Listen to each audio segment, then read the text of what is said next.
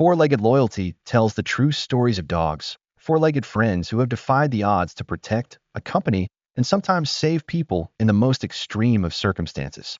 These are not fictional stories designed to impress or flatter. They are real-life snapshots drawn from the experiences of real people and the dogs who have left an indelible mark on them. Today, Four-Legged Loyalty brings you a story set in the wilds of Yorkshire, northern England, a place where wind-swept hills, rolling fields, and unpredictable snowstorms test the loyalty of a German shepherd named Rex and his companion, Corporal James Jim Carter. This is Between Death and Friendship, the German shepherd who never gave up, a story of deep friendship, unwavering loyalty, and survival on the thin line between life and death. James Carter, known as Jim, is a 31-year-old corporal in the British Army, stationed at a small base in the middle of the Yorkshire moors, about 40 miles north of Leeds. He's not the most striking soldier among the hundreds of men in the base, 5 feet 11 inches, of a solid but not overly muscular build, with short black hair cropped in a military style and deep gray eyes that always wear a quiet expression that seems to hide a sadness he rarely shares. His face is tanned from days spent training outdoors, with a few faint lines at the corners of his eyes, remnants of rainy Yorkshire bike rides and sleepless nights in the wilderness. Jim came from a small village called Otley, near Leeds, where green fields, winding red dirt roads, and peaceful afternoons sitting by the fire in an old stone house defined his childhood. His family were not wealthy, living in a small stone house with a great tiled roof and an old fireplace, where his father, Henry Carter, was a car mechanic, and his mother, Alice, worked in the village grocery store. Jim was the eldest of 2 children. His younger brother, Tom, 5 years his junior, had left Otley to work as an engineer in Manchester, rarely visiting home, leaving Jim to care for their mother after their father died of a heart attack when he was 20. Jim grew up surrounded by vast fields. We would ride his bicycle for miles on the red dirt roads, his rubber boots worn out by afternoons spent exploring with his friends. He was not a very social person, preferring the quiet of nature to the noisy chatter of the village. When he was 18, his father fell ill, and Jim would sit by his bedside in the small room, listening to him talk about his days working in the factory before he became a mechanic, about the dreams that had never come true. After his father's death, Jim watched his mother, Alice, work tirelessly to support the 2 of them, and he felt an invisible pressure on his shoulders. He did not want to live a life just around Otley, repairing machines like his father or selling goods like his mother. He wanted something bigger, a clearer purpose. One winter afternoon, while cycling through the fields, Jim stopped at a small village pub and saw a recruitment poster hanging on the wall: "Join the army, protect the country you love." The words were like a flash of light in his mind, rekindling the desire to defend his homeland that he had nurtured since he was a child, when his father told him about soldiers in World War II. 2 months later, he packed his father's old backpack, a green one with frayed straps, a few changes of clothes, his father's small folding knife, and a family photo taken in a meadow the summer he turned 14, and set off for the recruiting center in Leeds. He didn't say much when he left his mother. He just hugged her, felt her thin arms shaking on his shoulders, and boarded the bus without looking back. When he arrived in Yorkshire in 2022, Jim was assigned to a patrol unit at a small base in the middle of nowhere, far from the bustling cities of northern England. The base was a barbed wire fenced area with tin roof shacks and dirt roads that wound through windy hills. He wore a green uniform, a beret, and carried an SA-80 rifle, but he was not the most accomplished soldier in the squad. He was not as agile as some of his comrades, nor did he have the outstanding shooting skills to be praised. But Jim had one thing that no one could deny: endurance. He could walk for hours over rugged hills in the rain without complaining, and he could sit still on cold nights to observe without losing focus. He carried his father's folding knife in his pocket, not for protection, but as a reminder of Otley, of the days he thought he would never leave. Rex came into Jim's life one afternoon in May 2023, when he had been in Yorkshire for almost a year. Rex was a German shepherd transferred from a training center in Wiltshire, where dogs were carefully selected for military service. Rex was not the largest of his litter, weighing about 78 pounds and standing nearly 27 inches from paw to shoulder, but he stood out for his intelligence and discipline. Rex's coat was thick and black and brown, groomed to withstand the cold of the moorland and the mud of the trails. His ears were always erect, alert to every sound from the wind whistling through the hills to the distant roar of a Land Rover engine.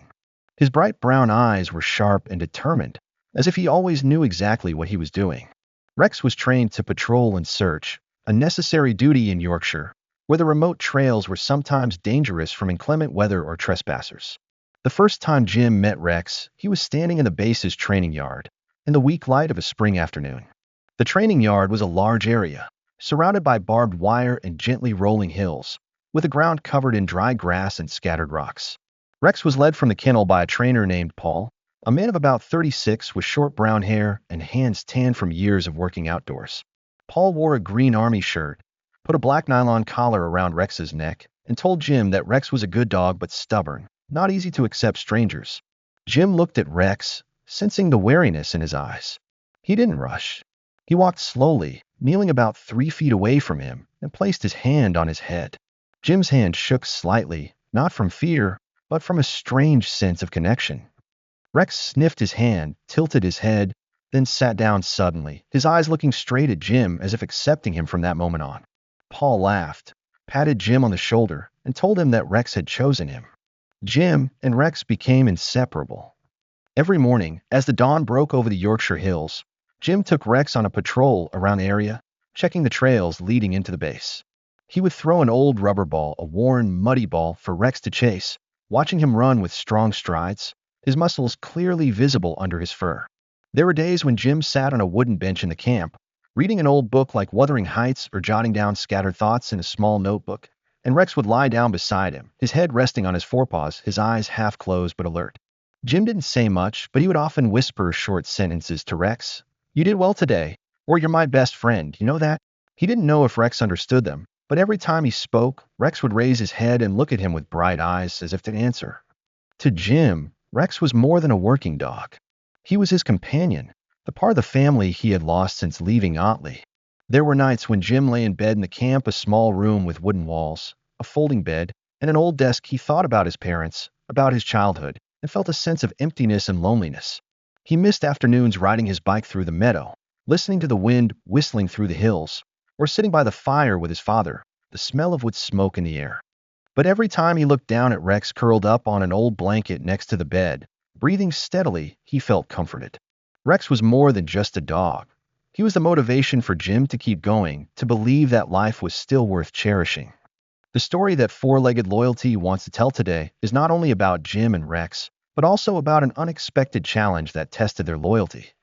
It takes place on a February afternoon in 2025, when Jim and Rex are on a routine training mission in the Yorkshire moors.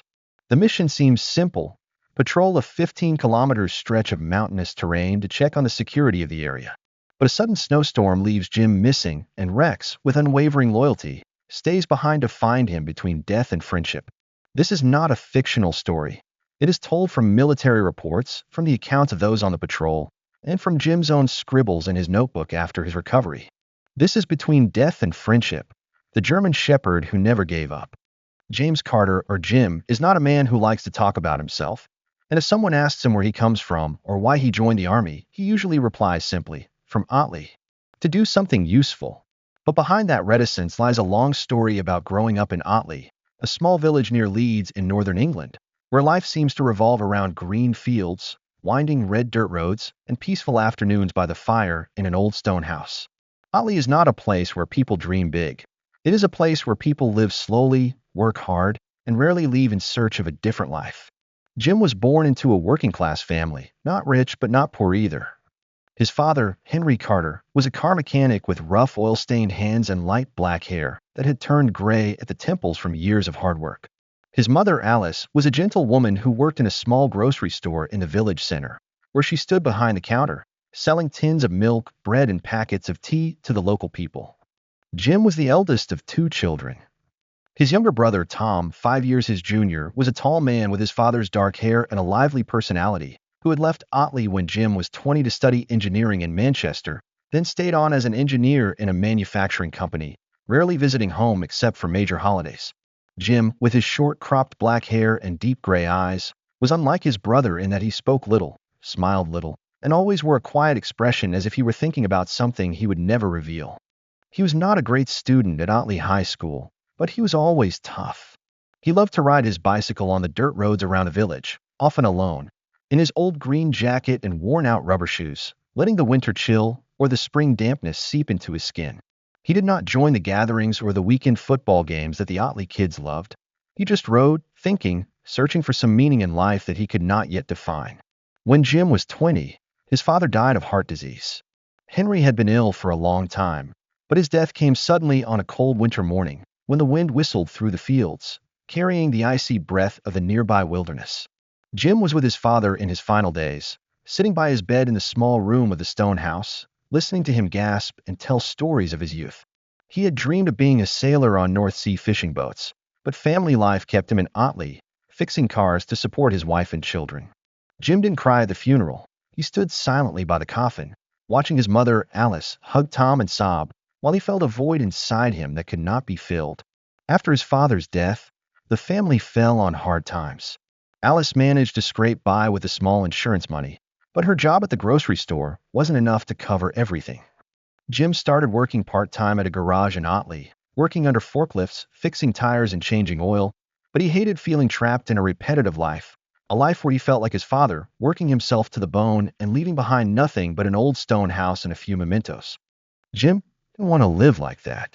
He remembered the afternoons sitting by the fire with his father, listening to him talk about the dreams that had never come true, the days when he had thought about leaving Otley but had not had the courage. Jim didn't blame his father, but he didn't want to go down that road again. One day, while cycling through the meadows, he stopped at a small pub and saw a recruitment poster hanging on the wall: "Join the army, defend the country you love."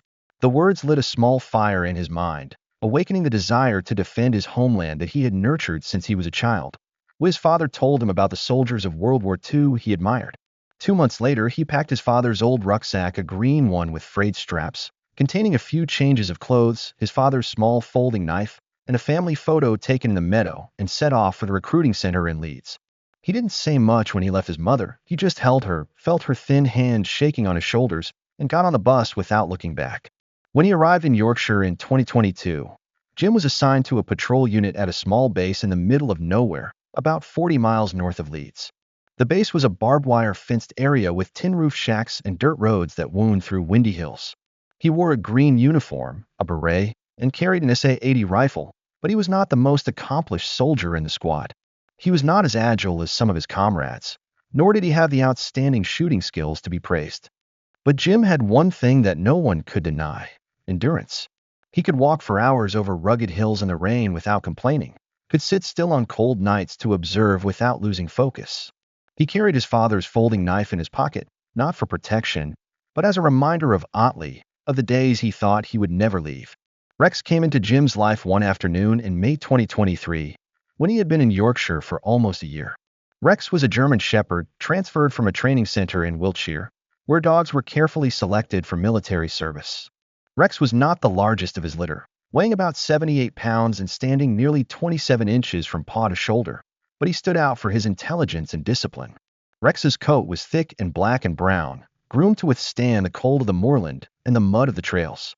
His ears were always erect, alert to every sound from the wind whistling through the hills to the distant roar of a Land Rover engine. His bright brown eyes were sharp and determined, as if he always knew exactly what he was doing. Rex was trained to patrol and search, a necessary duty in Yorkshire, where the remote trails were sometimes dangerous from inclement weather or trespassers. The first time Jim met Rex, he was standing in the base's training yard, in the weak light of a spring afternoon. The training yard was a large area, surrounded by barbed wire and gently rolling hills, with the ground covered in dry grass and scattered rocks. Rex was led from the kennel by a trainer named Paul, a man of about 36 with short brown hair and hands tanned from years of working outdoors. Paul wore a green army shirt, put a black nylon collar around Rex's neck, and told Jim that Rex was a good dog but stubborn, not easy to accept strangers. Jim looked at Rex, sensing the wariness in his eyes. He didn't rush. He walked slowly, kneeling about 3 feet in front of Rex, and placed his hand on his head. Jim's hand shook slightly, not because of fear, but because he felt a strange connection. Rex sniffed his hand, tilted his head, then sat down suddenly, his eyes looking straight at Jim as if accepting him from that moment on. Paul laughed loudly, patted Jim on the shoulder, and said that he was chosen by Rex. From then on, Jim and Rex became inseparable. Every morning, as the dawn broke over the Yorkshire hills, Jim would take Rex on a patrol around the area, checking the trails leading into the base. He would throw an old rubber ball, a frayed, muddy ball, for Rex to chase, watching him run with strong strides, his muscles clearly visible under his fur. Some days, when Jim sat on a wooden bench in the camp, Reading or writing something in his notebook, Rex would lie down next to him, his head resting on his forepaws, his eyes half closed but alert. Jim didn't say much, but he would whisper short sentences to Rex. "You found your way around well today," or "You're my best friend, you know that?" He didn't know if Rex understood what he said, but every time he spoke, Rex would raise his head and look at him with bright eyes, as if he wanted to respond. To Jim, Rex was more than a working dog. He was a companion, a part of the family he had lost since leaving Otley. There were nights when Jim lay in bed in the camp, a small room with wooden walls, a folding bed, and an old desk. He thought of his parents, of his childhood, and felt a hollow loneliness. He missed afternoons riding his bike through the meadows, listening to the wind whistling through the hills, or sitting by the fire with his father, the smell of wood smoke in the air. But every time he looked down at Rex, curled up on an old blanket next to the bed, breathing steadily, he felt comforted. Rex was more than a dog. He was Jim's motivation to keep going, to believe that life was still worth living. On a February afternoon in 2025, James, Jim Carter, and Rex were on a routine training mission in the Yorkshire moors, 6 miles northwest of their small military base. The mission was not unusual for Jim's patrol unit. They were regularly sent out to check the mountainous terrain of the area, ensuring the safety of the base, which was nestled among wind-swept hills where inclement weather and trespassers were a constant threat. But as Jim stood in the yard this morning, watching the Land Rovers lined up for departure, he felt a vague unease creeping up inside him. Perhaps it was the chill of the winter afternoon, when the temperature outside was just 2 degrees Celsius 36 degrees Fahrenheit, and the air carried the scent of dry grass and damp earth from the surrounding hills. Or perhaps it was the look in Rex's eyes, his German shepherd who always walked beside him. As he lifted his head to look at him, his ears pricked as if sensing something he couldn't see. Jim wore a green uniform, designed to blend into the hilly landscape, with a thick windproof jacket, waterproof trousers, and black leather boots covered in dried mud from past patrols. He wore a green beret, the brim frayed from sweat and rain, and a pair of small goggles to protect his eyes from the cold wind that blew across the fields. Over his shoulder, he carried a small backpack containing the essentials: a scratched plastic water bottle, a packet of dry rations, a small first aid kit with bandages and antiseptic, and the notebook he kept with him, in which he jotted down his scattered thoughts about life in Yorkshire. At his side was an SA-80 rifle, the sling frayed at the edges. But he was not a soldier who relied on weapons. He relied more on his endurance and observation than on bullets. Jim was not a showman. He did not carry the fancy gadgets or luxuries of some of his comrades, who wore waterproof watches or noise-canceling headphones, because for him, simplicity was a way to keep his mind focused. Rex, as always, walked beside Jim. The 78-pound German shepherd had thick, well-groomed black-brown fur to protect against the cold of the wilderness and the mud that had accumulated there. Rex wore a black nylon collar with a small metal tag bearing his military identification number, R5831. Rex's ears were erect, his bright brown eyes were alert, and his steps were strong and sure as he walked across the dry grass of the base yard. Jim looked at Rex, feeling a strange comfort. He knew that Rex was more than just a working dog. He was a companion he could count on in any situation, especially in a place like Yorkshire, where every step could lead to an unexpected challenge. Before getting into the car, Jim knelt down and stroked Rex's head, feeling the dry but soft fur under his hand, covered in mud from previous patrols. He didn't think much of it, but he felt that having Rex by his side was enough to face whatever was coming. Jim's patrol consisted of 6 men, all experienced soldiers, trained to face the dangers of the wilderness. The patrol was led by Sergeant Dave Hughes, a 35-year-old man with short dark brown hair, a sharp face tanned by time spent outdoors, and piercing blue eyes that watched everything with caution. Hughes was stern but dedicated, always putting the safety of the group first, and he had a leadership style that inspired confidence, although he was sometimes so quiet as to be almost cold. The other members of the patrol included Private First Class Liam Brooks, a tall, lean young man of 23 with light red hair and a cheerful disposition who carried a lighter engraved with his mother's name, Corporal Anna Patel, a petite but agile 29-year-old woman who was good at reading maps and navigating, and 3 other soldiers, Mark Evans, Sophie Clark, and Chris Taylor, all in their 30s, quiet and specialized in communications or survival techniques. The team was well-equipped. Paper maps, handheld signal detectors, walkie-talkies, flashlights, and some survival items like water, dry rations, and a small tarpaulin for use if they had to stay overnight. The trip began around 1 p.m., as the sun hung low in the gray sky, typical of the British winter, casting a pale light through the thick cloud cover. The team traveled in 2 military Land Rovers, green-painted vehicles with large tires designed to handle the rugged terrain of the mountains. Jim sat in the back seat of the second vehicle next to Anna, while Rex curled up at his feet, his head resting on his front paws, his ears pricked up as the vehicle passed over the bumps in the road. The drive from the base to the mission's starting point was a long one, through rolling grasslands with gentle hills, past small streams trickling under a thin layer of ice, and through trails covered with last season's hay. Jim looked out the window, saw the dew on the grass glistening in the low light, and the unease in his gut grew more pronounced. He didn't know why he felt this way, but he tried to push it aside, telling himself that this was just a routine training exercise. When the team reached the mission's starting point, a clearing about 6 miles from the base, near a small, partially frozen stream, they got out of their vehicles and began to prepare. Their mission was to patrol a 15-kilometer stretch of mountainous terrain that led through the wilderness, an area that was suspiciously unsettled by reports from other units of wildlife activity or illegal poachers. Hughes stood in front of the group, map in hand, and explained the plan. "We're going to walk through the area, checking each section for signs of trouble. Rex will go ahead to look for anything suspicious. If there's any sign of danger, retreat to the car. The weather is cold today, with a chance of strong winds. Stay hydrated and focused." Jim listened, nodding, but he couldn't shake the feeling of anxiety. He looked down at Rex, who was still standing, his ears pricked higher, as if sniffing the cold mountain air. The group set off around 1:30 p.m. The dry grass rustled under Jim's boots as they left the clearing, and the chill of the afternoon seeped through his jacket, making him shiver. The temperature was about 1 degree Celsius, 34 degrees Fahrenheit, and the ground was damp from the night dew that had not yet evaporated. Jim walked near the front of the group, with Rex as usual. He walked at a steady pace, his boots leaving faint footprints in the dry grass, quickly covered by the wind.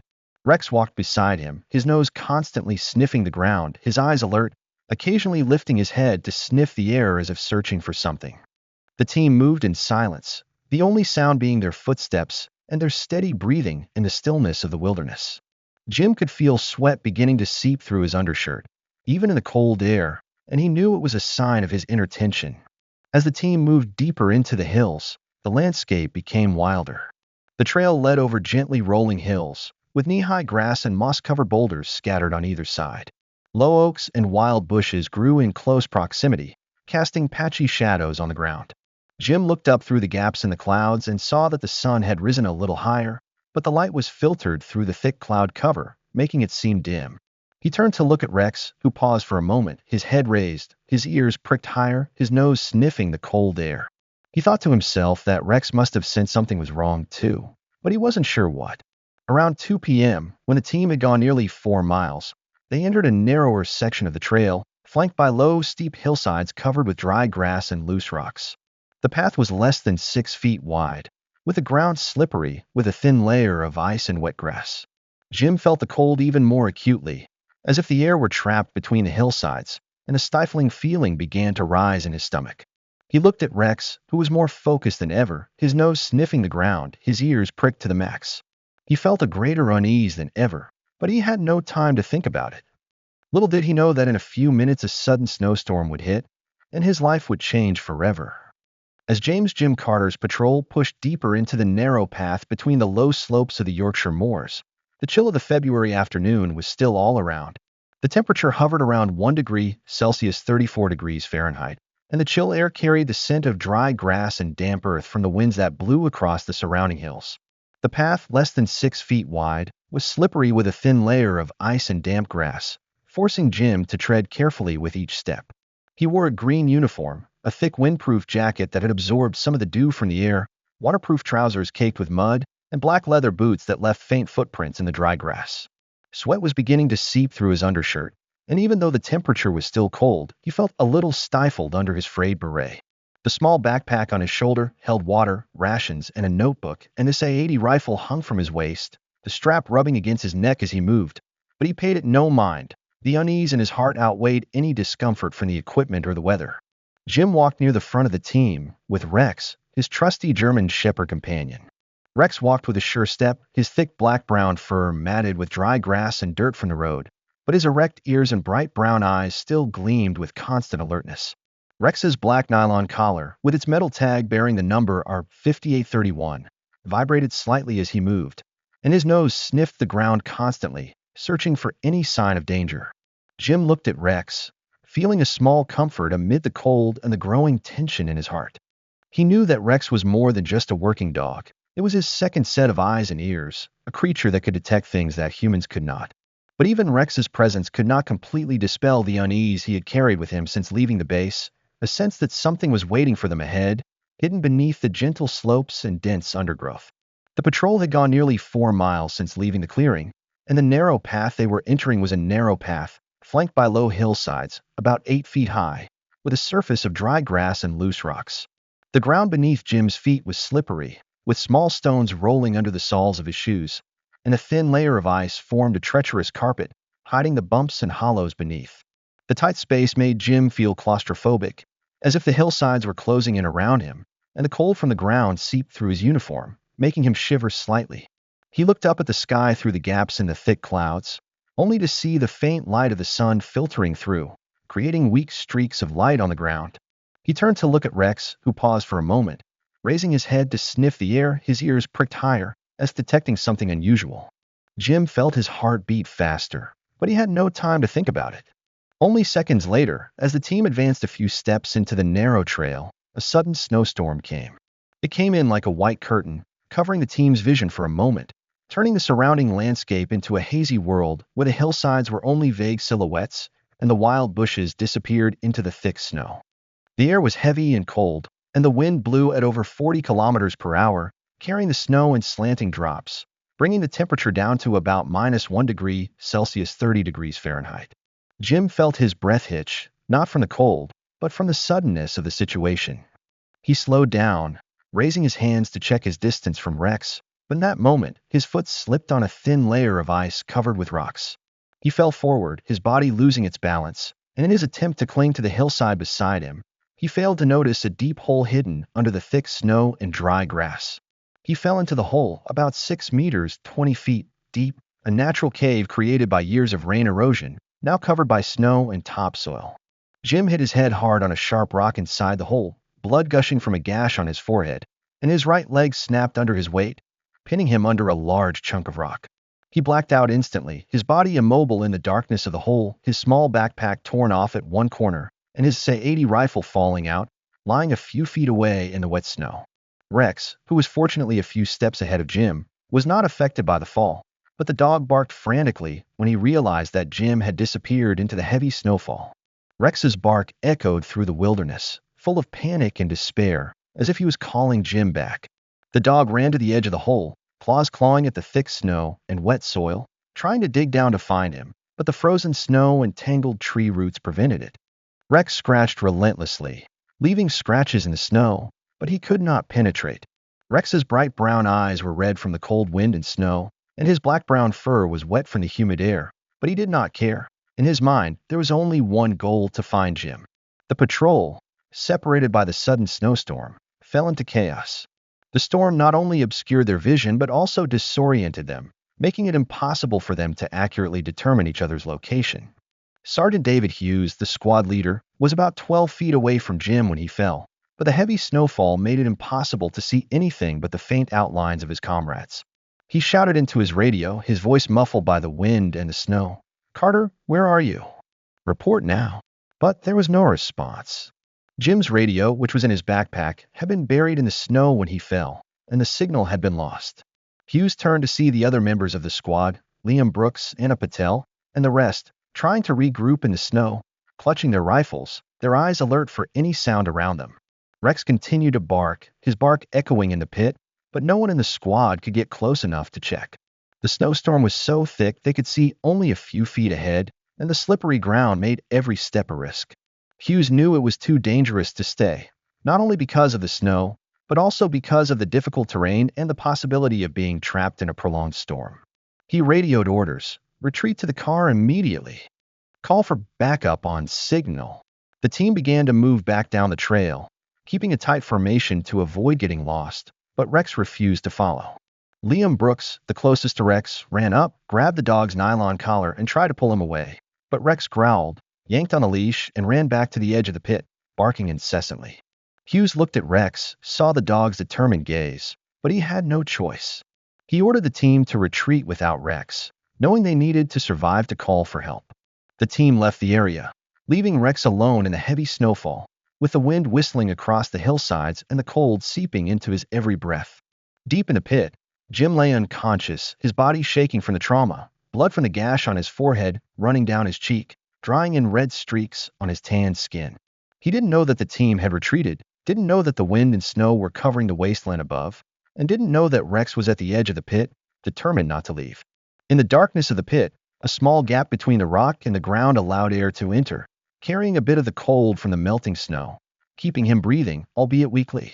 His backpack lay scattered beside him, his notebook had fallen out, open to the last page where he had written, "It's cold today, but I still managed to walk 10 kilometers. He didn't have the strength to wake up, didn't have the strength to call out to Rex, but in his daze, he vaguely thought of the dog, hoping that Rex was safe with the team. On the ground, Rex didn't care about the cold or the heavy snowfall. It stood at the edge of the hole, claws digging into the wet snow, leaving deep scratches that it could not dig through. Its barking grew fainter as the cold dried its throat, but it did not stop. Rex knew Jim was down there, and it would not leave until it found him. Its fur was wet from the snow, its eyes red from wind and exhaustion, but its gaze was unwavering, as if to say it would never give up. Rex stood there, alone in the Yorkshire moors, in the snow and the cold, waiting, against all odds, as a testament to its loyalty to Jim, a loyalty that would lead to an emotional journey in the days ahead. After James Jim Carter fell into a deep hole in a sudden snowstorm in the Yorkshire moors, the patrol was forced to retreat, leaving Rex, the faithful German shepherd, alone in the bitter cold. The snowstorm did not subside immediately after the team left. It remained in a blanket of white, obscuring the outlines of the low hillsides, the dense undergrowth, and the slippery trail the team had just traversed. The temperature during the day hovered around -1°C, 30 degrees Fahrenheit, with the chilly air carrying the scent of damp earth and hay in the silence that was drowned out by the howling wind. Rex stood at the edge of the hole where Jim had disappeared, his ears erect, his bright brown eyes now red from the cold wind and snow, but his gaze unwavering. He barked incessantly, echoing across the hillsides, weakened by his parched throat, but Rex did not care. In its mind, there was only one goal: to find Jim, the companion it had chosen to be faithful to since the day they first met. 3 days had passed since Jim had fallen, and Rex had remained at the edge of the pit, braving the cold of the day and the bitter cold of the night when the temperature dropped to -5°C, 23 degrees Fahrenheit, making its body shiver under its wet fur. The Yorkshire moor was unforgiving to any living creature, and Rex had no water or food to sustain him.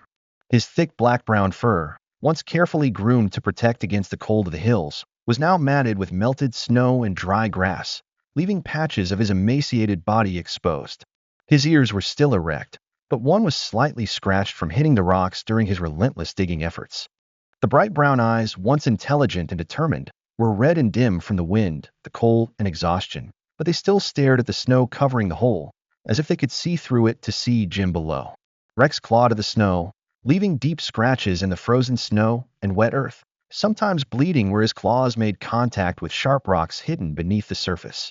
He tried to dig through more than 4 feet of snow to reach Jim, but the cold had frozen the snow, and every time Rex dug a little, the wind blew the snow back in, obliterating his efforts. Rex did not give up. He stopped, panting, his breath forming tiny clouds in the cold air, then clawed again, as if driven by some deep instinct, an instinct of absolute loyalty to Jim. Its legs trembled with cold and exhaustion. The lean muscles that had once propelled it along the trails around the base now shriveled from lack of water and nourishment. Rex ate nothing but the occasional dry grass it accidentally swallowed when sniffing the ground, and drank nothing but the snow it licked at it. Its red eyes stared into the snow, and its barks grew weaker with each passing day, drowned out by the howling of the wind over the hillsides and the rustling of the snow in the wasteland. But Rex did not care about hunger, thirst, or the cold that was slowly robbing it of its strength. It only knew that Jim was down there, and it had to stay to save him. Down in the pit, Jim lay in the suffocating darkness, his body immobile after a terrible fall from the blizzard. He woke up after a day of unconsciousness, his mind hazy, not knowing how long he had been there. The sharp pain from his broken right leg spread throughout his body, and every time he tried to move, he had to grit his teeth to keep from screaming in pain. A gash on his forehead, where he had hit the rock when he fell, left dried blood streaking his tanned face, and his gray eyes were blurred with dehydration and exhaustion. The temperature in the pit was slightly cooler than outside, around -2 degrees Celsius 28 degrees Fahrenheit, but the stifling, oxygen-deprived air made it difficult for him to breathe. He survived because of a small gap between the rock and the earth, where air from outside filtered in, carrying a bit of cold from the melting snow on the surface. He licked the small drops of water that had seeped through the rock, taking weak sips to keep his body from becoming completely dehydrated, but he knew that if he didn't get help soon, he wouldn't last much longer. In those dreamy hours, Jim thought of Rex. He remembered the mornings at the Yorkshire base when he would throw an old rubber ball for Rex to chase in the training yard, watching the dog run with strong strides, his muscles clearly visible under his muddy black-brown fur. He remembered the nights in the camp when Rex would lie curled up on an old blanket beside his bed, his ears pricked as he whispered to him about his days at Otley. He remembered the way Rex's eyes would light up when he looked at him, as if the dog understood everything he was not saying. He wondered if Rex was safe, if he had followed the patrol to find shelter, or if he was still somewhere on the ground, waiting for him. He didn't know that Rex was right above him, just a few yards away, but blocked by the deep snow. He whispered to himself with the last of his strength, "Rex, where are you? If you're alive, come find me." But he didn't have the strength to scream, and his voice was drowned out by the oppressive silence of the pit. On the ground, Rex faced the cold, the falling snow, and the loneliness of the wilderness. A few times, a distant noise rang out, maybe a fox moving in the bushes or an owl hoot in the night, but Rex paid no attention to those dangers. He didn't think about hunger, thirst, or the cold that was slowly robbing him of his life. In his mind, there was only Jim, the soldier who had knelt down to stroke his head when they first met, who had shared their patrols in the cold of the mountains, who had become his family in this strange land. Rex lay down on the edge of the pit when the cold of the day became too much, curling up to keep some of his own warmth during the bitter nights. But after a few minutes, he was back up again, scratching and barking, as if not allowing himself to rest. About 3 miles from the sinkhole, a group of volunteer hikers living near a small village on the edge of Yorkshire heard Rex's faint barking echoing through the cold wind. They were familiar with the area, often climbing or assisting in winter rescues to help those in need. A man named Tom, in his 40s, a blacksmith by trade but a keen climber, stood on a low hillside, listening to the distant barking, but he couldn't pinpoint exactly where it was coming from. He thought it might be a stray dog, but he didn't dare venture this far into the wilderness where snow was still falling lightly, and stories of wild animals and missing people kept the locals cautious. He returned to the group's camp, sat by a small fire, but still felt a vague unease. He didn't know that the barking was that of Rex, a dog fighting cold, thirst, and death to save his master. Deep in the pit, Jim began to lose consciousness. He felt his body growing lighter, as if he were floating in an unknown space. He no longer felt the pain of his broken leg or the stifling cold.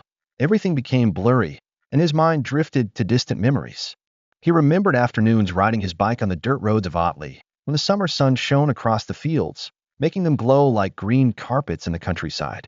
He remembered sitting by the fire with his father, listening to the crackling of the logs and the smell of wood smoke in the air. He remembered mornings in Yorkshire when he and Rex had patrolled the base, the peace of watching the dog run along the hay trails. He thought that if he were to die here, at least he would have had those moments when he felt his life had meaning. But he didn't want to give up. "Rex, if you're still there, find me," he whispered to himself. "I trust you." On the ground, Rex did not know that Jim was losing hope. He did not know that the patrol had retreated, that the snow was still falling on the wasteland, that no one heard his barking in the cold storm. But Rex did not need to know. He did not act on reason or logic. He acted on instinct, on the loyalty that was deep in the heart of a German shepherd. Rex stood there, at the edge of the pit, a lone figure in the sea of snow and dry grass, steadfast and unyielding. He did not move, did not give up, even though his body was exhausted, even though the cold and snow were slowly taking away his strength. Rex knew that Jim was down there, and he would stay until he found him, or until he had no more strength left to go on. 3 days passed, and Rex was still standing there, living testament to loyalty that transcends all limits. Little did he know that his barking would soon be heard by a volunteer rescue group, that his efforts would lead to an emotional journey of reunion. But Rex didn't need to know that. To him, only one thing mattered: Jim, his companion, his master, the one to whom he had chosen to be loyal since the day they first met. There, in the middle of the Yorkshire moors, Rex stood, waiting, hoping, fighting a German shepherd with a heart that would never give up. 3 days after James Jim Carter fell into a deep pit during a sudden snowstorm in the Yorkshire moors, a patrol failed to return immediately to search for him. The fierce blizzard, combined with the rugged terrain and lack of communication from Jim's buried radio, made initial efforts impossible. Daytime temperatures hovered around -1 degree Celsius 30 degrees Fahrenheit, and the bitter cold of the mountains permeated every layer of soil, hay, and air, carrying the scent of wet snow. Jim lay in the pit, in the suffocating darkness, his body immobile from his horrific fall. He had awoken after a day in a coma, but now he was drifting into a dreamlike state between life and death. The pain from his broken right leg and the laceration on his forehead had become only a dull ache, as if his body had given up on the pain. Sweat had stopped flowing because he was severely dehydrated, and his gray eyes were half closed, blurred in the darkness. His breathing was weak in thin wisps that dissipated in the cold air, and he had no strength to move or call for help. He was kept alive by a small gap between the rock and the earth where outside air filtered in, carrying moisture from the melting snow, but he knew his time was running out. On the ground, Rex still stood at the edge of the crater, a lone figure in the frozen landscape. 3 days had passed, and the 78-pound German Shepherd was now emaciated and exhausted, his thick black-brown fur matted with melted snow and dry grass, matted in hard clumps. Rex's ears were still erect, but one was slightly scratched, and his bright brown eyes were now red from wind, cold, and fatigue. Its legs trembled, its claws bleeding from deep scratches from 3 days of non-stop scrabbling at the frozen snow, leaving small red streaks on the ground. Rex had no water, no food, only its thick fur to protect it from the cold of the day and the cold of the night, but it did not care. It barked incessantly, its barks growing fainter as the days passed, drowned out by the howling wind, but Rex did not give up. It knew Jim was down there, and it would not leave until it found him. After 3 days, as the snowstorm began to dissipate with the weaker winds and the pale morning light of the 4th day, the rescue team from the small military base in Yorkshire decided to return to the pit. They had not been able to act sooner, because the heavy snow and treacherous terrain had made any previous attempts unnecessary risks. But when the weather cleared, Sergeant Dave Hughes, Jim's patrol leader, resolutely led the rescue team back. Hughes, a 35-year-old man with short dark brown hair, a tanned, angular face, and piercing blue eyes, could not forget the unwavering look in Rex's eyes when the dog refused to leave the pit 3 days earlier. He knew that if Jim was alive, Rex would be the key to finding him. The 9-man rescue team, equipped with 2 military Land Rovers, high-powered headlights, digging tools like shovels and ice picks, and a medical kit for emergency first aid, left the base early on the 4th morning, when the temperature was still 0 degrees Celsius 32 degrees Fahrenheit, and the sun was just breaking through the clouds, casting a pale yellow light through the thin layer of snow that lingered in the air. When the rescue team reached the pit, they saw Rex in the distance, a small but determined figure in the narrow path. Rex stood there, almost motionless, his legs shaking with exhaustion, his fur matted with snow and dry grass, and a trail of dried blood running from his claws into the snow below. Hughes, the leader of the team, stopped and looked at Rex with amazement and emotion. He couldn't believe that the dog had been here for 3 days, in the bitter cold and heavy snow, without water or food. He walked closer, knelt before Rex, and noticed that the dog's red eyes were still shining steadily, as if pleading with him. "Jim is here. Help me." Rex had no strength left to bark loudly, only a weak, hoarse sound, then trudged to the edge of the hole, pawing at the snow with his bleeding claws as if to show the rescuers where to dig. Corporal Anna Patel, a patrolman and now part of the rescue team, stood next to Hughes, looking at Rex with tears in her eyes. Anna, a petite but agile 29-year-old with dark hair tied back in a tan, had worked with Jim and Rex on many patrols. She knew the bond between them, and she felt a pang of pain at the thought that Jim might not make it. But when she saw Rex, she felt a glimmer of hope. She walked over, knelt beside Rex, and stroked his snow-matted fur. She felt his thin, shivering body under her hands, and she knew that Rex had sacrificed everything to stay here, waiting for Jim. "If he's alive," she whispered to herself, "it's because of you, Rex." The rescue team quickly got into position. They carried long steel shovels, iron ice picks, and a handheld snow blower to clear the thick layer of snow that covered the entrance to the pit. Rex, exhausted, trudged closer to the edge, scraping the snow with his weak claws, as if to help. Hughes ordered the team to concentrate on digging in the area Rex had indicated, where the snow was deeply scratched by the dog's claws. He knew that Rex would not stay there for nothing. If Jim were alive, he would be down there.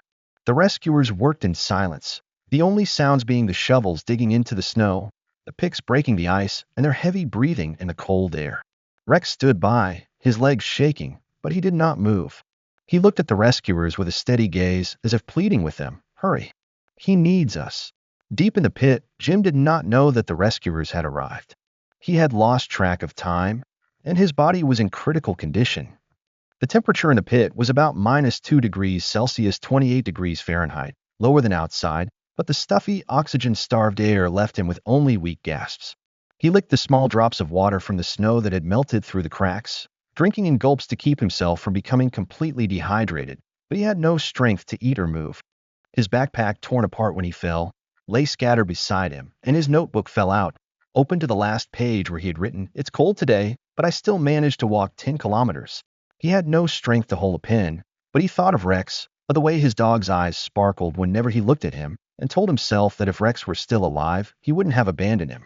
He didn't know that Rex was right above him, leading the rescue team to his rescue. The rescue team worked tirelessly for more than an hour in the cold morning air.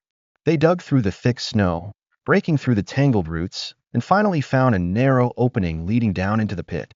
Hughes bent down, shining a powerful flashlight inside, and the light from the flashlight fell on Jim's pale face.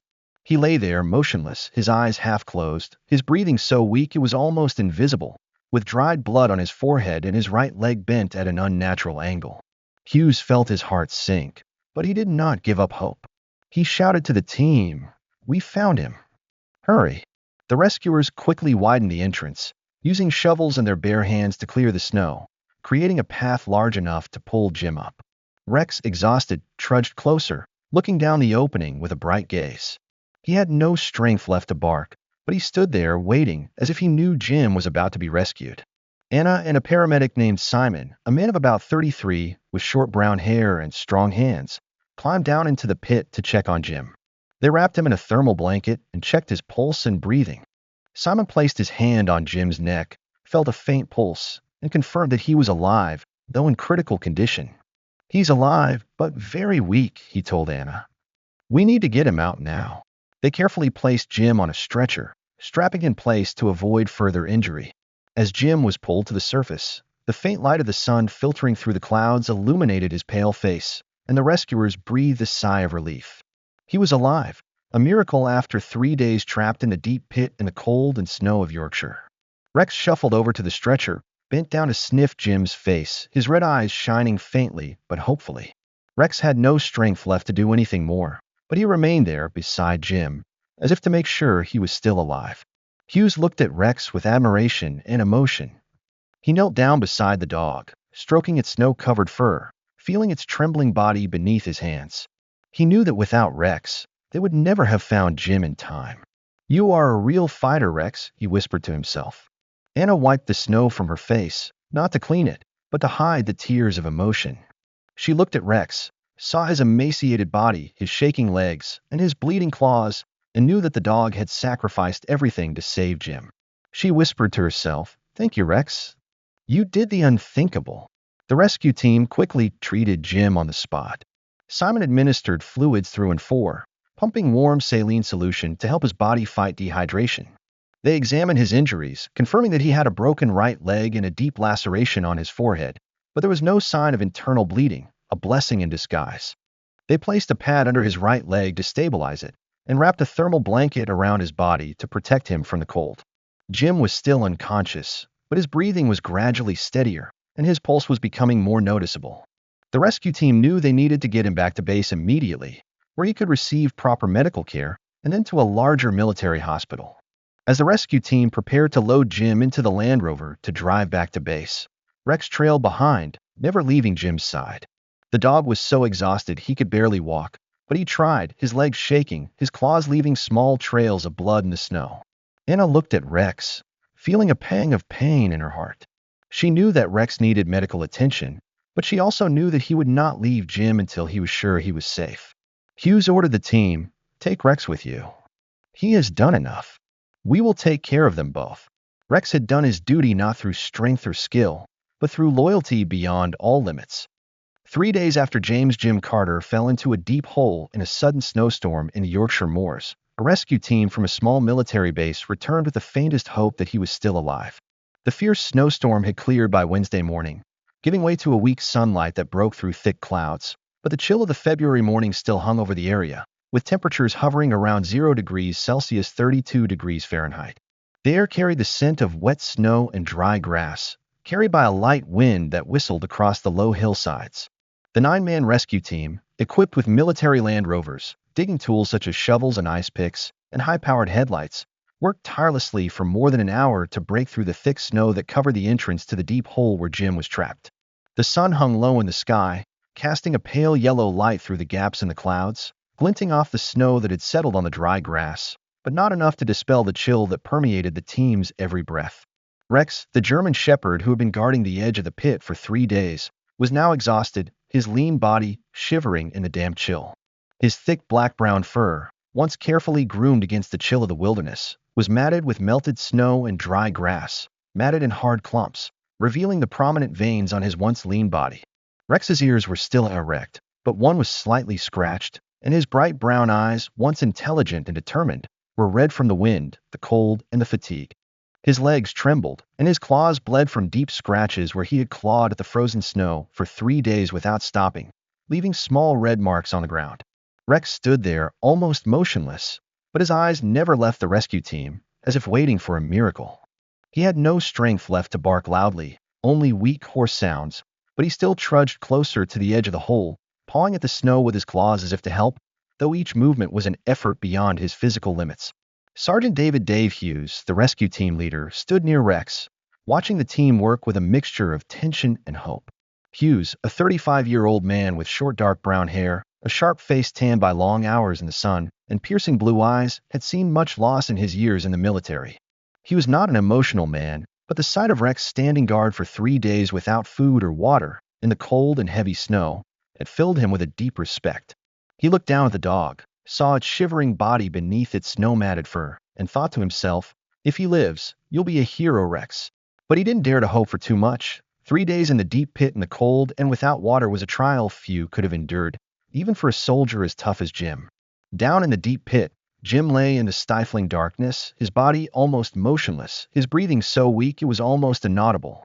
He had lost track of time, and the -2 degrees Celsius 28 degrees Fahrenheit cold in the pit, though colder than outside, was still wearing him down. The pain from his broken right leg and the gash on his forehead were now only vague sensations, as if his body had become numb to the pain. Sweat no longer flowed because he was severely dehydrated, and his gray eyes were half closed, blurred in the darkness. He survived by a small gap between the rock and the ground, where air from the outside seeped in, carrying a little moisture from the melted snow on the surface. He licked the small drops of water from the rock, drinking weakly to keep his body from becoming completely dehydrated, but he had no strength left to eat or move. In his dreamy state, he thought of Rex, remembered the dog's bright eyes whenever he looked at him, and whispered his heart with the last of his strength, "Rex, if you're still there, find me." But he had no strength left to hope for more. On the ground, the rescue team finally broke through the thick layer of snow that covered the entrance to the pit after more than an hour of nonstop work. Sweat streamed down their faces, seeping through their green uniforms, and snow clung to their arms and shoulders, but no one complained. They widened the narrow opening into an entrance large enough for one man to climb down, and Hughes bent down, shining a powerful flashlight inside. The light from the flashlight illuminated Jim's pale face, highlighting the dried blood on his forehead and his dry, cracked lips. He lay there, motionless, his eyes half closed, his breathing so weak it was barely visible, with his right leg bent at an awkward angle and his left arm hanging limply in the damp dirt. Hughes felt his heart sink. He wasn't sure if Jim was still alive, but he wouldn't give up. He shouted to the team, "We found him. Hurry." The rescue team quickly got into position, preparing to lift Jim to the surface. Corporal Anna Patel and Medic Simon, a man of about 30 with short brown hair and strong arms, volunteered to climb down the hole to check on Jim. Anna climbed down first, her hands shaking from the cold as she clung to the roots and the slippery, damp earth in the hole.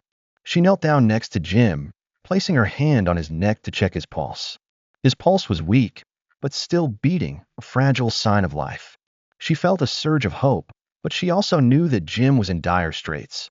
She looked at his pale face, saw his dry lips and half-closed eyes, and felt a pang of pain. She had patrolled with Jim, knew him to be a patient soldier who kept his cool in difficult situations, and she whispered to herself, "You have to live, Jim." Rex didn't abandon you, and neither will we. Simon, who climbed down after Anna, carried a thermal blanket and a small medical kit. He checked Jim's breathing, placed his hand on his chest to feel for it, and confirmed that he was alive though weak. He's severely dehydrated, he told Anna, and his leg is badly broken. We need to get him out now. Anna and Simon carefully placed Jim on a stretcher, strapping him in with straps to avoid further injury. They wrapped him in thermal blankets, trying to protect his body from the cold while the rescue team above pulled the stretcher up. As Jim was pulled to the surface, the pale light of the sun shone on his pale face, highlighting the dried blood and cracked skin from dehydration. The rescue team breathed a sigh of relief to see him alive, a miracle after 3 days trapped in a deep pit in the cold and snow of Yorkshire. Rex, exhausted, trudged over to the stretcher, bent down to sniff Jim's face. His red eyes lit up faintly, but hopefully, as if he knew Jim had been saved. Rex had no strength left to bark, but he put his head on Jim's hand, felt the faint warmth of his body, and stood still beside him, as if to make sure he was still alive. Hughes watched the scene, feeling a surge of emotion. He knelt down beside Rex, stroking the dog's snow-covered fur, and felt his trembling body beneath his hands. He knew that without Rex, they would never have found Jim in time. He thought to himself, "You did the unthinkable, Rex." Anna, standing next to Hughes, wiped the snow from her face, not to clean it, but to hide the tears of emotion. She looked at Rex, saw his emaciated body, his trembling legs, and his bleeding paws, and knew that the dog had sacrificed everything to save Jim. She whispered to herself, "Thank you, Rex. You are a true hero." The rescue team quickly gave first aid to Jim on the spot. Simon put him on in 4, pumping him with warm saline to help his body fight dehydration. They examined his injuries, confirming that he had a broken right leg and a deep laceration on his forehead, but no signs of internal bleeding, a blessing given the circumstances. They placed a pad under his right leg for temporary immobilization and wrapped an additional thermal blanket around his body to protect him from the bitter cold. Jim was still unconscious, but his breathing was steadying, and his pulse was becoming more palpable thanks to the saline. The rescue team knew they needed to get him back to base immediately, where he could receive proper medical care, and then to a larger military hospital. As the rescue team prepared to load Jim into the Land Rover for the drive back to base, Rex struggled to his feet and followed. The dog shuffled along, legs shaking, his claws leaving small trails of blood in the snow. He had no strength to walk fast, but he tried, as if he didn't want to leave Jim's side for even a second. Anna looked at Rex, feeling a pang in her heart. She took an old coat from her pack, a green army jacket, frayed at the cuffs, and wrapped it around Rex to protect him from the cold. She stroked his head, feeling the snow-matted fur under her hand, and saw his red eyes looking at her with determination. She knew Rex needed medical attention, but she also knew he wouldn't leave Jim until he was sure he was safe. "Put Rex in the Land Rover, next to Jim," Hughes ordered the team. "He's done enough. We'll take care of both of them." Simon and another member of the rescue team, Private Liam Brooks, a young man of 23 with light red hair and a cheerful disposition, carefully lifted Rex and placed in the Land Rover, next to Jim's stretcher. Rex didn't protest. He was too weak to do anything but lie down. They wrapped Anna's coat tighter around Rex and placed a small blanket over him to protect him from the cold wind coming through the car door. Rex lay close to Jim, his head resting on the edge of the stretcher, his red eyes watching him with determination. He didn't have the strength to bark or move, but he was there next to Jim as if to make sure he was safe. Jim, though he was still unconscious, had a vague feeling in his mind. He didn't know that the rescue team had found him, didn't know that Rex had stood guard for 3 days to lead them here. But in his hazy dream, he saw Rex, his eyes shining, standing in the snowy wilderness, waiting for him. He felt a strange comfort, as if he knew the dog would never abandon him. That miraculous moment when Jim was pulled from the deep hole, alive after 3 days trapped in the cold and snow, was not only a miracle of survival, but also a testament to Rex's unwavering loyalty, the German shepherd who refused to abandon his companion. As the rescue team from a small military base in Yorkshire pulled James Jim Carter from a deep hole in the wilderness, the bitter cold of the February morning was still in full swing on the 4th day since he went missing. The temperature hovered around 0 degrees Celsius, 32 degrees Fahrenheit, and a light wind blew through the area, carrying melted snow that clung to the dry grass and damp soil from the low hillsides. Jim lay unconscious on a stretcher, his face pale with streaks of dried blood on his forehead, his lips cracked from dehydration, and his weak breaths came in thin wisps that dissipated in the chill air. The rescue team quickly wrapped him in a silver thermal blanket, administered fluids through and for to combat his severe dehydration, and immobilized his broken right leg with a hard plastic pad and medical tape. But as they worked, Rex, the German shepherd who had stood guard at the edge of the hole for 3 days, plodded closer, never leaving Jim's side. Rex was now a shadow of his former self. His thick, black-brown fur, once carefully groomed to withstand the cold of the wilderness, was caked with melted snow and dry grass, matted in dry patches, revealing a thin, shivering body beneath. Rex's ears were still erect, but one was slightly scratched, and his bright brown eyes, once intelligent and determined, were red from wind, cold, and exhaustion. His legs trembled, and his claws bled from deep scratches from 3 days of non-stop scrabbling at the frozen snow, leaving small red streaks on the ground. Rex had no strength left to walk, but he trudged closer to Jim's stretcher, bending down to sniff his face, as if to make sure he was still alive. As the rescue team laid Jim down to bandage him and prepare him for loading into the Land Rover, Rex lay close to the stretcher, using his body to shield Jim from the icy winds that blew through the area. The rescue team looked at Rex with awe and emotion. Sergeant Dave Hughes, the team leader, stood nearby, watching the dog with awe in his piercing blue eyes. Hughes, a 35-year-old man with short dark brown hair and a tanned, angular face, had seen much in his military career, from dangerous patrols to inevitable loss. He was not an emotional man, but the sight of Rex lying next to Jim, using his thin body to shield him, made him feel a pang of pain. He looked at the dog's trembling body, saw the snow-matted fur and the dried blood on his claws, and knew that Rex had sacrificed everything to save Jim. No food, no water, no rest for 3 days in the cold and heavy snow. He knelt beside Rex, stroked his snow-matted fur, felt the thin, trembling body beneath his hands. "You did what none of us could," he thought. "You are a true warrior." Corporal Anna Patel, a member of the rescue team, stood next to Hughes, looking at Rex with tears in her eyes. Anna, a petite but agile 29-year-old with black hair tied back in a tan, had patrolled with Jim and Rex on many missions in Yorkshire. She knew the bond between them, and she felt a deep emotion when she saw Rex lying close to Jim, shielding him from the cold wind with her body.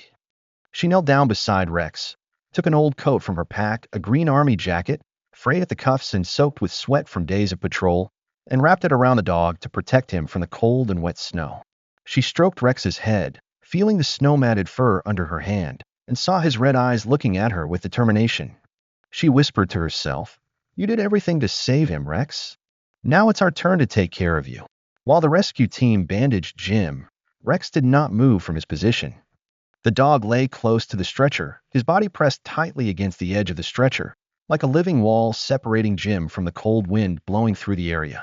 Rex's legs trembled. The strong muscles that had once made him run like the wind on the trails around the base now shrunk from the cold and lack of water. He no longer had the strength to stand, but he still tried, using his last bit of strength to protect Jim. The rescue team saw this action, and a feeling of admiration welled up in their hearts. Simon, the team's medical officer, a man of about 33, with short brown hair and strong hands, was bandaging Jim's right leg and looked up at Rex. He shook his head in amazement, thinking to himself, "I've never seen a dog like this." Not only did he save him, but he protected him to the very end. Jim, still unconscious, did not know that Rex was beside him, protecting him from the cold and wind of the wilderness. He did not feel the faint warmth of Rex's thin body, did not hear the dog's panting as he struggled to keep his position. But in his faint dream, he saw Rex, his eyes shining, standing in the snowy wilderness, waiting for him. He felt a strange comfort, as if he knew that the dog would never abandon him. In his heart, though he could not consciously realize it, a warm feeling crept into his mind, as if he knew he was not alone. The rescue team finished bandaging Jim, securing his right leg with a makeshift splint made of hard plastic and medical tape, and wrapping a thermal blanket around his body to protect him from the bitter cold. They checked his breathing and pulse, finding them slightly more stable thanks to the warm saline solution being administered intravenously. But they knew that Jim needed to be taken back to base immediately, where he could receive proper medical care, and then to a larger military hospital. They loaded Jim into a military Land Rover, a vehicle designed for rugged mountain terrain, with green paint and large tires to handle snow-covered trails and loose rocks. The vehicle was covered with a blue tarp to protect against the wind and cold, and Jim was placed on a soft mattress to minimize vibrations during the ride. As the rescue team prepared to leave, Rex struggled to get up and follow Jim. The dog shuffled along, legs shaking, claws leaving small trails of blood in the snow. He had no strength to walk fast, but he tried, as if he didn't want to leave Jim's side for even a second. Anna looked at Rex, feeling a pang of pain in her heart. She knew the dog needed immediate medical attention, but she also knew that he wouldn't leave Jim until he was safe. She knelt down beside Rex, stroked his head, and said to Hughes, "We need to take Rex with us. He can't stay here." Hughes nodded, ordering the team, "Put Rex in the Land Rover, next to Jim. He's done enough. We'll take care of them both." Simon and Private First Class Liam Brooks, a young man of 23 with light red hair and a cheerful disposition, carefully lifted Rex and placed in the Land Rover, next to Jim's stretcher. Rex didn't protest. He was too weak to do anything but lie down. They wrapped Anna's coat tighter around him and placed a small blanket over him to protect him from the cold wind coming through the car door. Rex lay close to Jim, his head resting on the edge of the stretcher, his red eyes looking at him with determination. It had no strength left to bark or move, but it was there beside Jim, as if to make sure he was safe. The rescue team set off, the Land Rover moving over the rough trails, heading for the base camp 6 miles away, where a medical team was waiting to take Jim and Rex. The cold wind was still blowing, carrying melted snow that clung to the canvas of the vehicle, but inside, Rex lay close to Jim, his thin body radiating a faint warmth. Hughes sat in the front, looking back at Rex and Jim, feeling a surge of emotion. He knew that Rex's protective actions were more than instinct. They were loyalty beyond measure, a deep friendship between a dog and its owner. "If he's alive," he thought, "it's because of you, Rex." Anna sat beside Rex, stroking his head, feeling his weak breathing under her hand. She looked at Jim, seeing his pale face regaining some color from the saline solution, and she hoped that he would wake. She looked at Rex, seeing his red eyes still on Jim, and she knew that the dog had done all he could. She whispered to herself, "Thank you, Rex. You saved him, and we will save you." As the Land Rover drove through the Yorkshire moors, Rex lay there, beside Jim, a living testament to loyalty and friendship that had endured the cold, the snow, and the danger. After being pulled from a deep hole in the Yorkshire moors by rescuers, James Jim Carter and Rex were loaded into a military Land Rover and driven to a small base 6 miles away. The bitter cold of the February morning still hung over the area, with temperatures hovering around 0 degrees Celsius 32 degrees Fahrenheit, and a light wind blew, carrying slush that clung to the green canvas of the vehicle. Jim lay unconscious on a stretcher, his face pale with streaks of dried blood on his forehead, his lips dry and cracked, and his broken right leg temporarily immobilized with a plastic pad. And 4 was hooked up to his arm, dripping warm saline solution to counteract the severe dehydration. Rex lay close to the stretcher, his emaciated body trembling, his black-brown fur matted with snow and hay, his red eyes staring at Jim with determination. The rescue team, led by Sergeant Dave Hughes, sat around them, eyes a mixture of worry and hope as the vehicles rolled over the rough trails toward the base. The journey back to the base took about 25 minutes, and when the Land Rover pulled up in the base yard, a large area surrounded by barbed wire and rolling hills, a medical team was already waiting. Jim was quickly ushered into the base's medical shed, a small, corrugated-roofed room with wooden walls, containing a few medical beds, a medicine cabinet, and a small heater to alleviate the cold outside. Nurses in green uniforms began to assess his condition, diagnosing him with severe dehydration, a broken right leg, and a deep laceration on his forehead. His skin was pale, his breathing was shallow, and his body was shivering despite being wrapped in thermal blankets. They gave him more saline intravenously, put him under a heating lamp to warm him up, and took x-rays with a handheld machine to determine the extent of the damage to his leg. The base doctors decided that he needed to be transferred to a larger military hospital for treatment, and a Puma HC-2 helicopter was called to take him to the military hospital in Leeds, about 40 miles away. Rex, meanwhile, was taken to a separate area on the base reserved for working animals. A veterinarian named Helen, a woman in her mid-30s with light blonde hair tied back and soft blue eyes, examined the dog. Rex weighed about 68 pounds, nearly 10 pounds less than before the accident, having not eaten or drank anything for 3 days in the cold and snow. His black-brown fur was caked with snow and dry grass, his eyes were red, and his claws were bleeding from deep scratches. Helen checked Rex's heart and breathing, finding them weak but steady, and confirmed that the dog was severely weakened by hunger, thirst and exhaustion. She gave Rex fluids intravenously, pumped him with a nutrient solution to replenish his energy, and placed him under a heat lamp to keep him warm in the cool shed. She bandaged the scratches on Rex's claws and gently trimmed away the matted fur to clean his body. But Helen noticed that Rex's eyes kept darting toward the medical shed, as if searching for Jim. The flight from Yorkshire to Leeds took about 20 minutes. Jim was placed on a medical stretcher in the helicopter's cabin, wrapped in a thermal blanket, with a small oxygen tube attached to his nose to aid his breathing. Rex was placed next to him in a metal transport cage, his emaciated body lying on a soft mattress, his red eyes peering through the metal bars to watch Jim. The helicopter lifted off into the pale morning light, the roar of the engines drowning out all other sounds, and as they flew over hills and fields, the chill of Yorkshire gave way to the warmer air of the plains near Leeds. When the helicopter landed at the Leeds Military Hospital in mid-morning, the temperature was around 5 degrees Celsius, 41 degrees Fahrenheit, a welcome change from the cold wilderness Jim and Rex had just left. At the Leeds Military Hospital, Jim was taken to the intensive care unit. He was placed on a hospital bed with metal railings, in a small room with white walls, frosted glass windows overlooking a small garden, and modern medical equipment such as a heart monitor and a backup ventilator. Doctors diagnosed him with severe dehydration, a fractured right femur, and a gash on his forehead that required stitches. They performed minor surgery to stabilize his femur with a metal rod and splint, and stitched up the laceration on his forehead with 12 surgical stitches.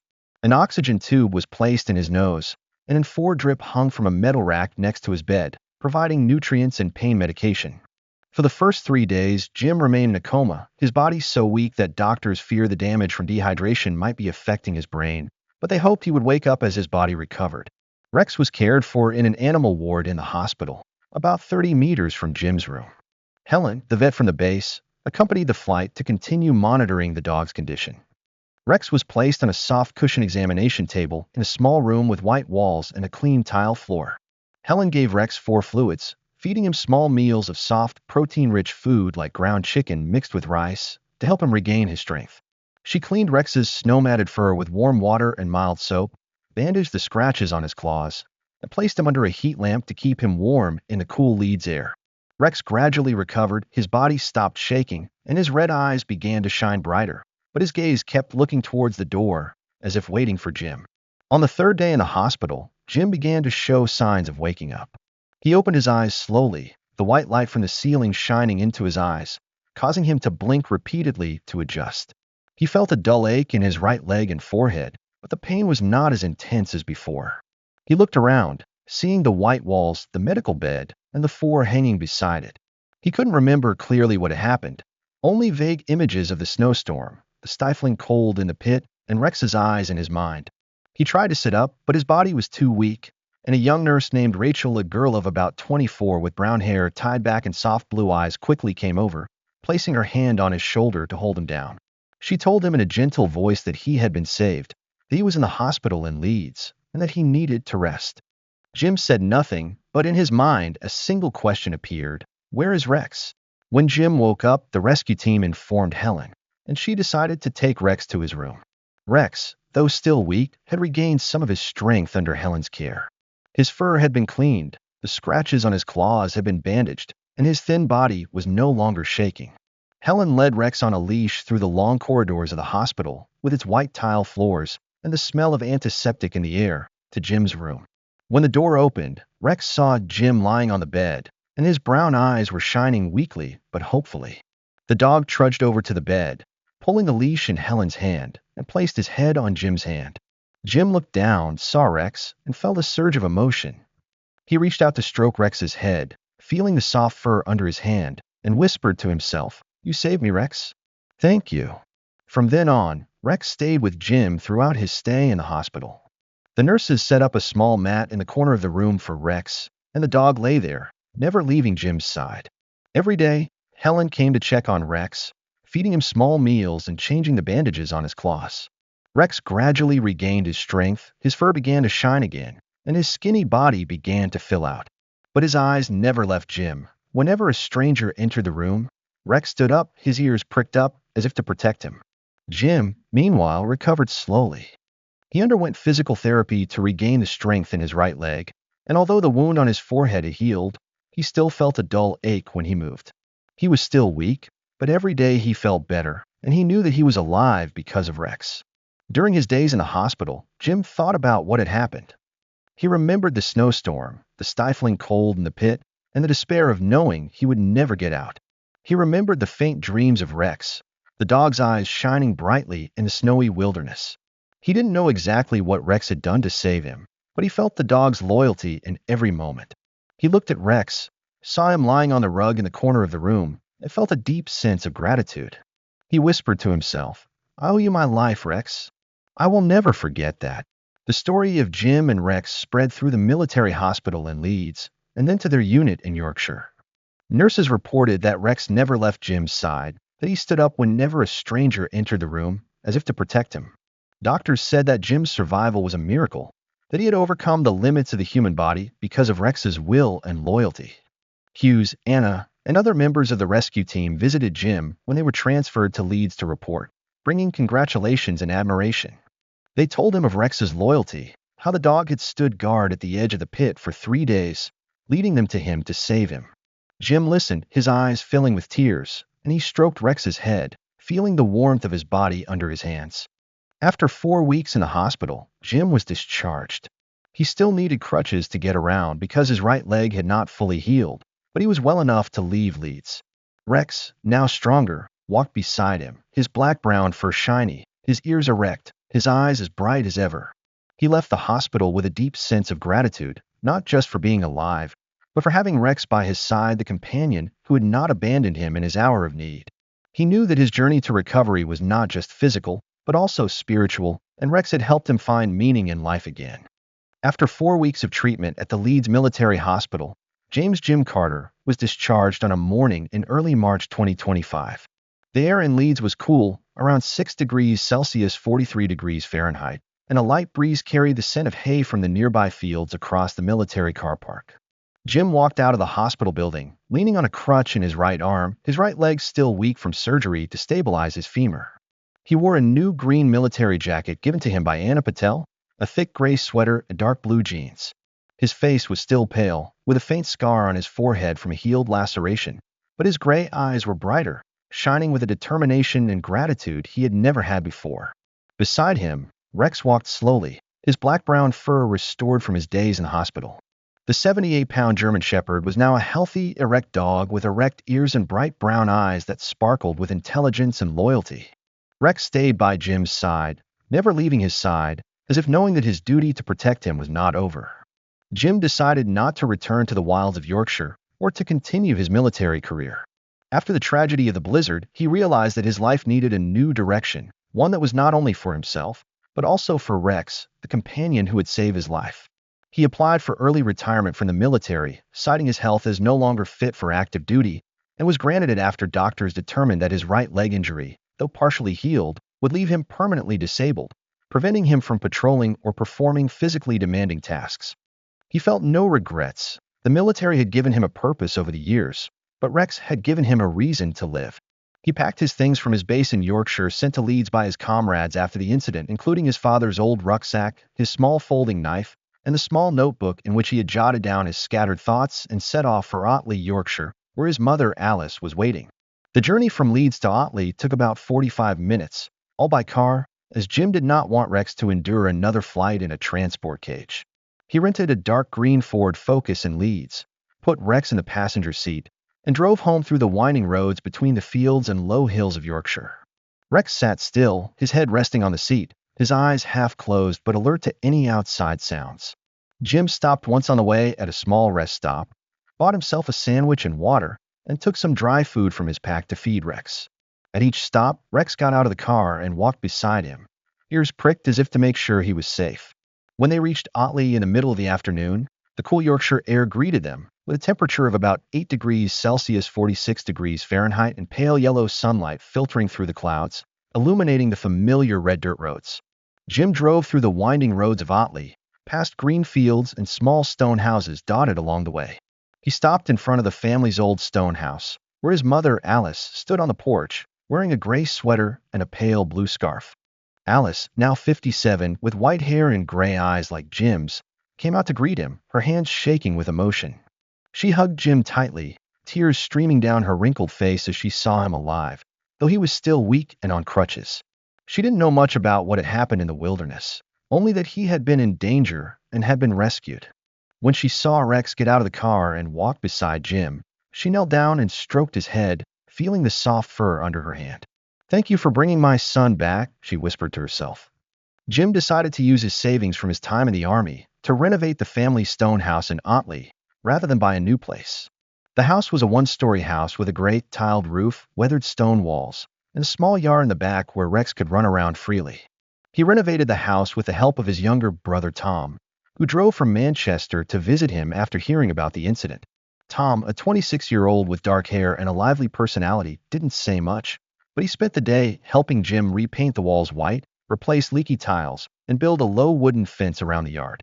Jim and Rex moved into the house in late March, when the fields around Otley were beginning to turn a soft green with spring, and the afternoon sun filtered over the hills, brightening their small yard. Every afternoon, Jim and Rex would walk along the dirt paths around Otley. Jim needed crutches for the first few months, but he gradually gave them up as his right leg healed through physiotherapy at a small clinic in the village. He walked slowly, taking in the fresh spring air, the scent of new grass and dry earth filling his nostrils. Rex walked beside him, ears pricked, eyes bright, occasionally darting a few paces ahead to sniff the grass along the path or chase a passing sparrow. Jim looked at Rex, feeling a peace he had never known before. He thought of his days in Yorkshire, of the cold patrols in the mountains, of the snowstorm that had nearly taken his life, and of how Rex had stood guard at the edge of a pit for 3 days to save him.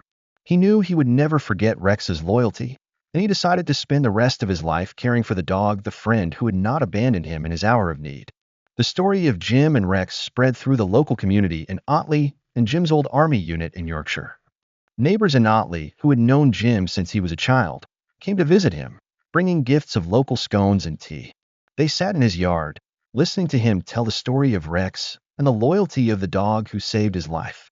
They watched Rex, now healthy and happy, run around a yard, and felt a deep sense of. In Yorkshire, Sergeant Dave Hughes, Corporal Anna Patel, and other members of the rescue team told the story to new recruits, making Jim and Rex symbols of loyalty and friendship in the unit. Hughes even offered Rex a military medal of honor, but Jim declined in a brief letter from Otley, saying that Rex didn't need a medal, he just needed him. Rex, now 4 years old, lived happily with Jim in the stone house in Otley. The dog no longer had to face the harsh cold of the wilderness or the dangers of snowstorms and rugged terrain. Instead, he lived a peaceful life, running around the yard, lying on the porch as Jim read in an old wooden chair, and walking with him on the red dirt roads. Jim cared for Rex with all his love and gratitude, feeding him nutritious meals of ground beef and rice, taking him to the veterinarian in Otley regularly, and stroking his head every night before bed. He looked at Rex, saw the light in his eyes, and felt that he had found the true meaning of life not in military missions or months of running away from Otley, but in the deep friendship with Rex. For Jim, the tragedy in the wilderness was not just a painful memory, but also a profound lesson. He learned that loyalty can transcend all boundaries, that the friendship between man and animal is a bond that is strong and worthy of respect.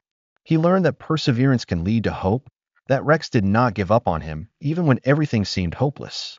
And he learned that four-legged friends like Rex deserve to be loved and cared for, not just because of what they do for us, but because they are a part of our lives. Every time Jim looked at Rex, he whispered to himself, "Thank you, Rex. I will never forget what you did for me." Jim and Rex's story ended peacefully and happily, but the lesson from it remains forever. It is a lesson about Rex's absolute loyalty, when the dog did not give up on Jim even when facing cold, thirst, and danger. It's a lesson in enduring friendship, as Jim and Rex's bond overcomes all odds to become a living testament to the bond between humans and animals. It's a lesson in perseverance leading to hope, as Rex stands guard for 3 days to lead the rescue team to Jim's rescue. And it's a lesson in appreciating four-legged friends, as Rex not only saves Jim's life, but helps him find meaning in life again. Jim and Rex live together in the stone house in Otley, a testament to friendship that transcends all boundaries, a story that four-legged loyalty will forever tell to honor loyal dogs like Rex.